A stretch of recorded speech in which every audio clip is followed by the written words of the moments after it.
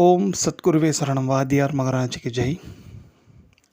குருவருளால் கால ரகசிய பதிவேட்டில் பார்க்கக்கூடிய விஷயமானது அப்படி பார்த்துட்டிங்கன்னா,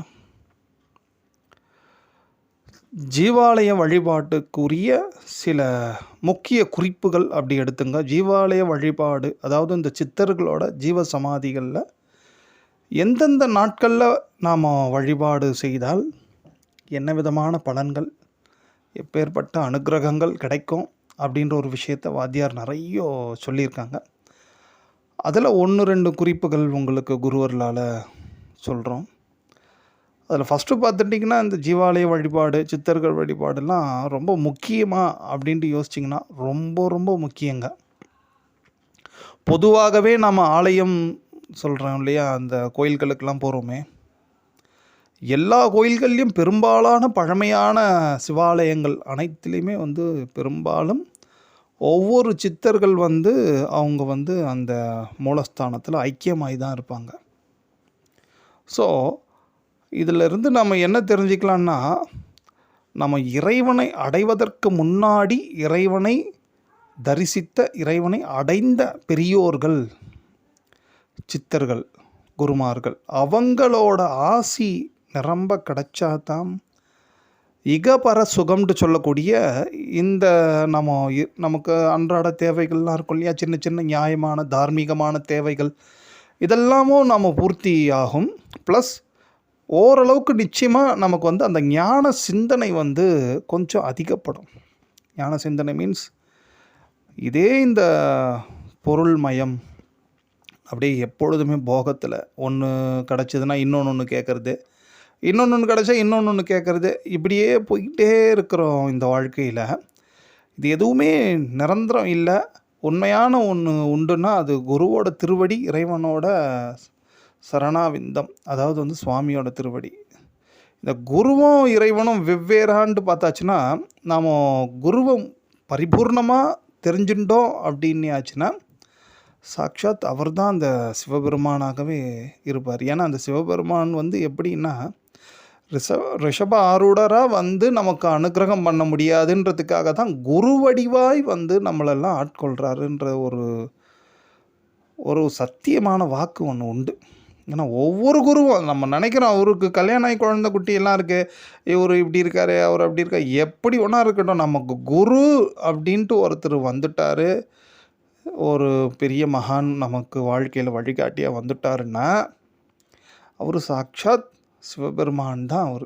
அதில் மாற்றமே இருக்கக்கூடாது. பட் அந்த நம்பிக்கை கொஞ்சம் கொஞ்சமாக தான் வளரும். உடனடியாக வரக்கூடிய விஷயமும் இல்லை. பட் அந்த நம்பிக்கை வளரவும் மேற்கொண்டு குருவோட பக்தி அதிகரிக்கவும், குருவே இல்லைப்பா எங்களுக்கெலாம் அப்படின்ட்டு நினைக்கிறவங்க இருக்கிறவங்களுக்கு குருநாதர் அவங்க வாழ்க்கையில் ஒரு உத்தமமான வழிகாட்டி அவங்களுக்கு கிடைப்பதற்கும் ஒரு முக்கியமான ஒரு சாதனம்தான் இந்த ஜீவசமாதிகள் வழிபாடு. ஆனால் ஜீவசமாதி வழிபாடுகள்ன்றது சாதாரணமான ஒரு விஷயமாக நினச்சிக்கவே கூடாது. ஏன்னா வாத்தியார் ரொம்ப வலியுறுத்தி சொல்லக்கூடிய விஷயம் பார்த்தாச்சுன்னா, குருவாரம்னு சொல்லக்கூடிய வியாழக்கிழமை அதை தவிர்த்து, அது வாய்ப்பு இல்லைன்னா ஞாயிற்றுக்கிழமை அன்றாவது நம்ம ஒவ்வொருவரும் ஏதேனும் ஒரு ஜீவாலயத்தில் தொடர்ந்து ஒரு வழிபாடு, ஒரு போய் தரிசனமாவது அட்லீஸ்ட் பண்ணிட்டு வாங்கப்பா அப்படின்ட்டு சொல்லுவார் எப்பொழுதுமே. ஏன்னா அப்போ தான் வாழ்க்கையில் ஒரு பிடிப்பையே ஏற்படும். நிறைய பேருக்கு ஒரு பிடிப்பு இல்லாமல் விரக்தி போன்ற சூழ்நிலைக்கெல்லாம் தள்ளப்பட்டுருவாங்க வச்சுங்களேன், கிரக சஞ்சாரங்கள். அந்த காரணத்தால், முன்வினை பயனால் என்ன கும்பிட்டு என்னடா பயன் அப்படின்ற மாதிரி இருக்கிறவங்கெல்லாம் இந்த ஜீவாலய வழிபாடு அவங்களுக்கு நிச்சயமாக ஒரு புத்துணர்ச்சி நிச்சயமாக தரும் அப்படின்ற ஒரு விஷயத்தை வாத்தியார் எப்பொழுதுமே குறிப்பிட்டு சொல்லுவாங்க. அதனால தான் சரி, இப்போ இந்த ஜீவாலய வழிபாடுக்கு எப்படியெல்லாம் வாத்தியார் ஒரு உகந்த நாட்களாக நிர்ணயிச்சு நம்ம கொடுத்துருக்காரு அப்படி பார்த்துட்டிங்கன்னா, ஃபஸ்ட்டு கேட்டை, இந்த கேட்டை திருநக்ஷத்திரத்தில் எல்லா ஜீவாலயங்கள்லேயும், ஏன்னா ஜீவாலயம் மீன்ஸ் அந்த பெரியவங்க சித்தர்கள் பூமிக்கு அடியில் தான் தங்களை மறைச்சுண்டு சதா சர்வகாலமும் சிவ சிந்தனையில் இருக்கக்கூடியவங்க அந்த கேட்டை திருநக்ஷத்திரத்தில் வெளிப்படுவாங்க.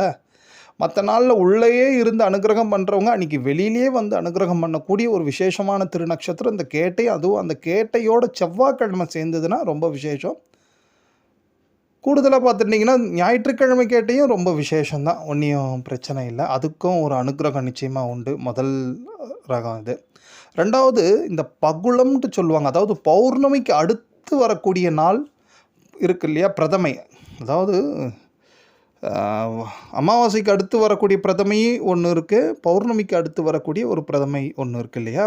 அமாவாசைக்கு அடுத்து வர்றது சுத்தம்ன்ட்டு சொல்லுவாங்க, அதுக்கு பூஜைகள் வேறு.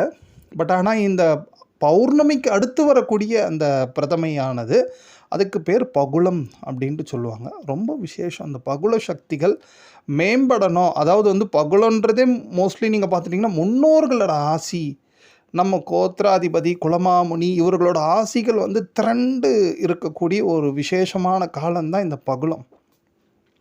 அதனால தான் இந்த பகுளம்ன்ட்டு இருக்கக்கூடிய அந்த நாட்களில் வந்து, அதாவது பௌர்ணமிக்கு அடுத்த நாள் வந்து அடுத்த திதி பிரதமையானது, அந்த நாளில் போயிட்டு ஜிவாலயங்கள்லாம் தேன் அபிஷேகம் பண்ண சொல்கிறார் வாத்தியார். அதனால் அந்த பகுள சக்திகள் மேம்படும். மேம்பட்டதுனால என்னென்னா முன்னோர்களோட ஆசி, குலமாமுனியோட ஆசி, கோத்திராதிபதி ஆசி இதெல்லாம் நிச்சயமாக கிடைக்கும். இதெல்லாம் கிடைச்சதுன்னா நிச்சயமாக மிகப்பெரிய அனுகிரகங்க. எப்பேற்பட்ட பிரச்சனையிலையும் நம்மளை காப்பாற்றுவதற்கு, நமக்கு வந்து கையை கொடுத்து நம்மளை தூக்கி விடுவதற்கு ஒரு துணை ஒன்று இருக்குன்ற ஒரு நம்பிக்கை மட்டும் ஒவ்வொருத்தருக்கும் வந்துடுதுன்னு வச்சிங்களேன், அவங்க எப்பேற்பட்ட பிரச்சனை ஈஸியாக கடந்து போயிடுவாங்க. ஸோ அதனால தான் இந்த குரு அவசியம். அந்த குரு கிடைப்பதற்கு இந்த சித்தர்கள் ஜீவாலய வழிபாடு ரொம்ப அவசியன்ற ஒரு விஷயத்தை இங்கே சொல்ல வரோம். ஸோ இந்த பகலும் ஒரு விஷயமா.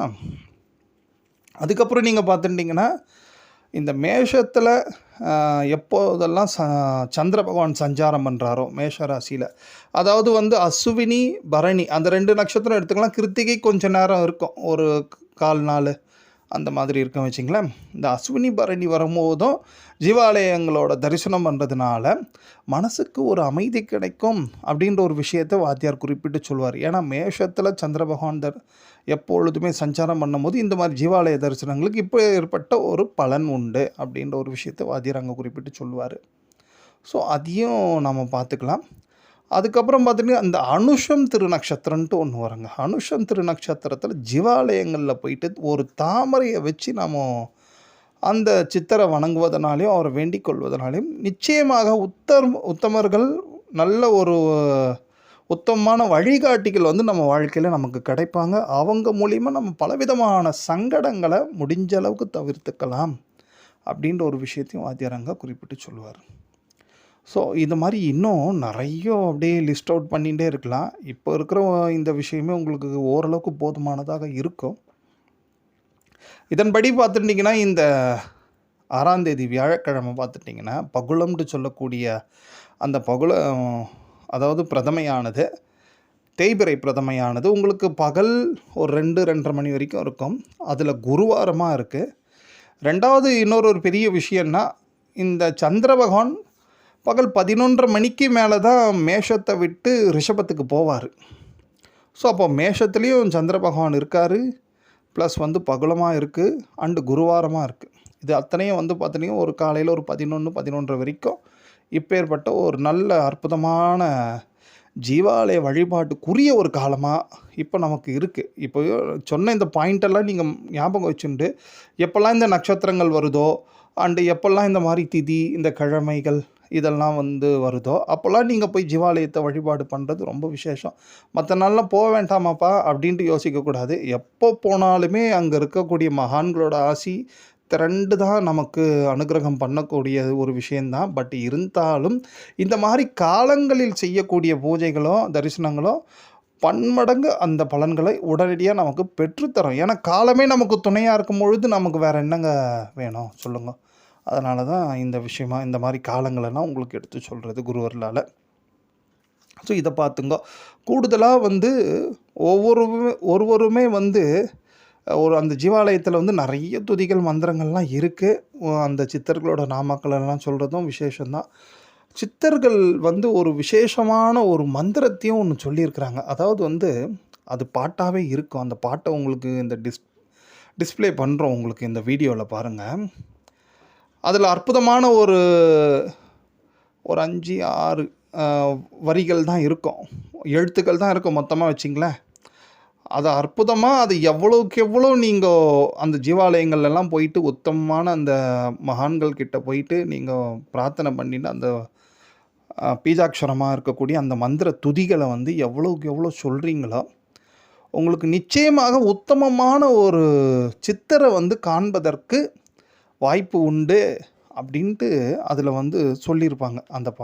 அந்த பாடலில் வந்து இருக்கும். அந்த பாடலோட வரிகளில் இருக்கும். அது நடுவில் இந்த மந்திரங்கள், இந்த மந்திரத்தை யார் ஒருத்தவங்க சொல்கிறாங்களோ அவங்களுக்கு இப்படி உத்தம சித்தரோட தரிசனம் உண்டு அப்படின்றாங்க.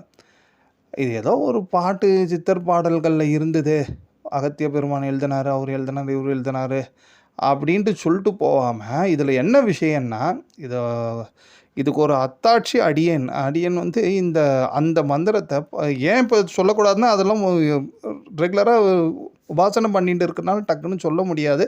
அதனால தான் அதை படமாக எடுத்துகிட்டு, ஏன்னா பாவம் உங்களுக்கும் தெரிஞ்சால் நீங்களும் அதை பண்ணி உத்தமமான சித்தர்களோட அனுக்கிரக ஆசி பெறணுமேன்றதுக்காக தான் அதை சொல்கிறது.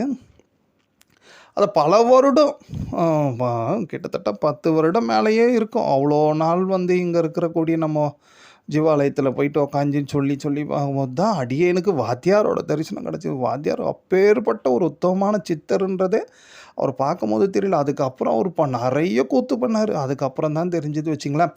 ஸோ இப்போவும் நிறைய மகான்கள் சித்தர்கள் இருக்காங்க. ஈவன் வாத்தியாரே வந்து ஏதேனும் ஒரு வடிவழியோ இல்லை ஏதேனும் ஒரு உள்ளுணர்வு மூலியமாகவும் எல்லாரையும் ஆட்கொள்வதற்கும் இப்பேற்பட்ட சில மந்திரங்களை வந்து முறையாக குருவர்களால் குரு உபதேசத்தோடு கற்றுக்கிறது உத்தமம். பட் இப்போது அந்த அளவுக்கு நம்ம யாரையும் ரெஃபரன்ஸ் சொல்கிறதுக்கு இல்லை. ஸோ அதனால் நீங்கள் வந்து அந்த பாடல் உங்களுக்கு அப்படி டிஸ்பிளே ஆகும். அதை நீங்கள் பார்த்து அதில் இருக்கக்கூடிய அந்த மந்திரத்தை நீங்கள் சொல்கிறதுனாலையும் உங்களுக்கு உத்தமமான சித்தர்களோட அனுக்கிரகம், அந்த அரவணைப்பை நீங்கள் நிச்சயமாக உணரலாம். அதுவும் நம்ம வாத்தியாரோட அரவணைப்பை நல்லாவே உணரலாம். ஸோ அதனால் இப்பேற்பட்ட ஒரு காலங்களெல்லாம் நாம் தெரிஞ்சு வச்சுண்டு இந்த மாதிரி ஜீவாலயங்கள் சித்தர்களோட வழிபாடை தொடர்ந்து நாம் பண்ணிகிட்டே வரோன்னும் போது நம்மளோட குருநாதரோட பெரிய அன்பு, பெரிய அரவணைப்பு நிச்சயமாக நமக்கு கிடைக்கும். ஓம்.